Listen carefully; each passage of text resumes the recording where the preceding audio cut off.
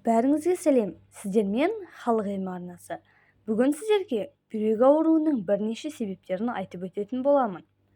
Бүйрек ағзадағы негізгі фильтр. Несеп арқылы тағамның қалдығын, дәрі мен тұзды сыртқа шығарады. Егер бүйректе кінәрат болса, онда қызметін атқара алмай, денсаулығыңызға кері әсерін тигізеді. Ал бүйректің саулығы жақсы болса, онда 1 минуттың ішінде 200 мл қанды фильтрден өткізуге қабілеті келеді. Кейбіріміз бүйрек ауруын бел ауруымен шатастырып, уқалап, массаж жасап немесе қыздыратын мазь жағамыз. Өз бетімізше емдеуге әрекет етеміз. Алайда ауыратын нүктені нақты анықтап алып, ем жасасаңыз, соңы айықпас дертке ұласуы ықтимал. Сонымен бүйрек ауруларының белгілері қандай? Бүйрек ақуыздың алмасуын реттейді, гормонды синтездейді, қан қысымын қалыпты ұстайды, кальций элементі мен Д дәруменінің ағзаға сіңуін қамтамасыз етеді. Бүйрек ауруына нашар экология, лас ауа мен ауыз су, тағаммен бірге түсетін улы заттар, дәріні шамадан артық қабылдау, жағымсыз әдеттер, дұрыс тамақтанбау, жиі инфекция жұқтыру себеп болады. Өздеріңізге мәлім, бүйрек бірден ауырмайды. Ол бірте-бірте сыр бере бастайды. Бүйрек ауруын мына белгілер арқылы байқауға болады. Бірінші, зәрдің көбіктенуі. Кіші дәретке шыққанда несептің көбіктенгенін байқасаңыз, мұқият зер салыңыз. Бұл жағдай әр дәретке барған сайын қайталанса, дереу дәрігердің кеңесін алыңыз. Зәрдің көбіктенуі құрамындағы ақуыздың көбейгенін білдіреді. Оны анықтау үшін несепке талдау жасалынады. Негізінде ақуыз бүйректің дұрыс жұмыс істемей жатқанын білдіреді.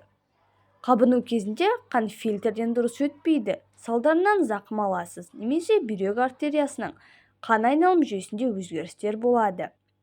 Екінші, зәр түсінің өзгеруі. Несептің көлемі мен түсі де бүйрек жайлы маңызды ақпараттар береді. Жалпы дені сау адамның зәрі ашық сары болу керек. Ал егер бүйректе қандай да бір кінәрат болса, онда несептің түсі қызғылт немесе ашық қызыл түсті көрсетсе, әрі жағымсыз иіс сезілсе, онда бұл дабыл қағатын белгі болып табылады.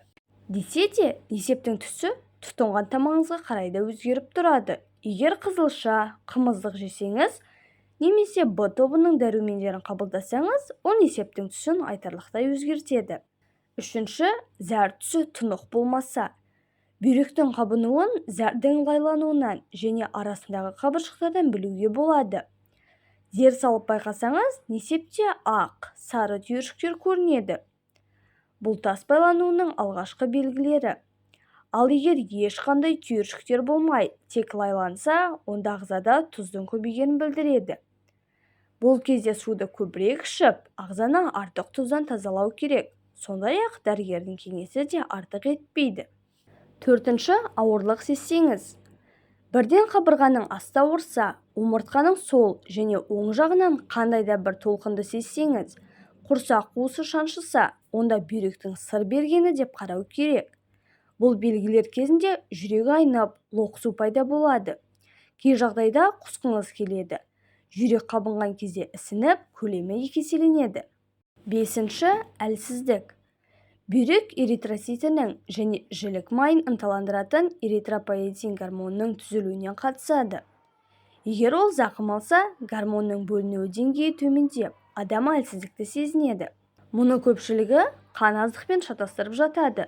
Бүйрек ауырғанда бойыңызды әлсіздік билейді, үнемі шаршауды сезінесіз, әрі жүзіңіз солғын тартады. Алтыншы, басыңыз ауырып айналады. Бүйректің негізгі жұмысы ағзадағы артық затты шығару екенін айттық. Егер бүйрек сыр берсе, тағамның қалдығы улы затты сыртқа шықпай қанға қосылады. Ол жүйке жүйесі мен миға кері әсер етеді. Салдарынан есте сақтау қабілеті төмендеп, бас ауруға шалдығады. Бүйрек ауруына анемия қосылса, науқастың басы айналып, өзін жайсыз сезінеді. Жетінші, ішіңіз ауырып, құсқыңыз келсе. Егер тамақтану режимін өзгертсеңіз де, бұл белгілер орын алса, онда бүйрегіңіз ауыра бастағанын білдіреді. Балғын, құнарлы, нәрлі тағамдарды тұтынсаңыз да құсқыңыз келіп, ішіңіз кеуіп, кіндіктің айналасы ауырса, бүйректі тексертуге тура келеді. Сегізінші, кіші дәретке жиі барғыңыз келсе. бірден әжетханаға барғыңыз келіп, бірақ 1-2 тамшы ғана кіші дәретке отыратын болсаңыз, онда сізге шын мәнінде алаңдауға тура келеді. Бұл бір емес, бірнеше дерттің белгісі екенін білгеніңіз жөн. Егер несеп жолына инфекция түссе, ол циститтен хабар береді. Сонымен қатар бүйрек ауруының, тас байлануының, қант диабетінің басты белгілері болып табылады. 9-шы, тері солғын тартып құрғаса. Бүйрек өз кезегінде сұйықтықты, минералды заттарды дәрумендер мен ақуызды реттеп, улы затты сыртқа шығарып отыруға қабілетті. Егер ағза ауырса, онда қызметін ойдағыдай атқара алмайды. Салдарынан несеппен бірге ақуыз, су мен минералды заттар жоғалып, терінің құрғауы мен қабыршықтануына әкеледі. 10-шы, қан қысымы көтерілсе. Ағзадағы натрий мен судың шығуы қан қысымының өзгеруіне себеп болады. Сондықтан да бүйрек ауырған кезде қан қысымы бірден көтеріліп, дәрінің көмегінсіз қалпына келмейді.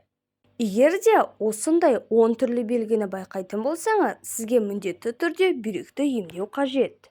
Ақпарат сіздерге пайдалы болды деген үміттемін. Видеоға лайк басып, каналға тіркелуді ұмытпаңыз. Видеоны соңына дейін көргеніңіз үшін көп рахмет.